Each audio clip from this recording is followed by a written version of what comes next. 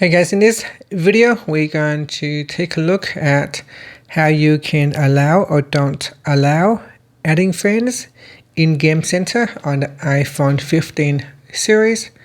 First, let's go back to the home screen by swiping up at the bottom of the screen. And from the home screen, tap on Settings.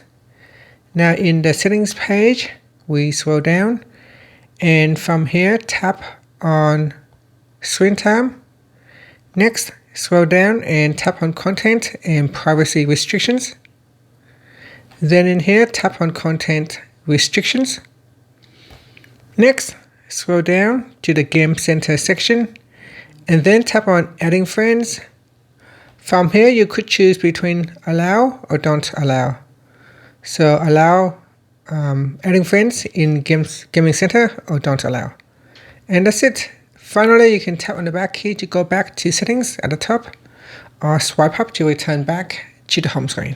Thank you for watching this video. Please like and subscribe to my channel for more videos.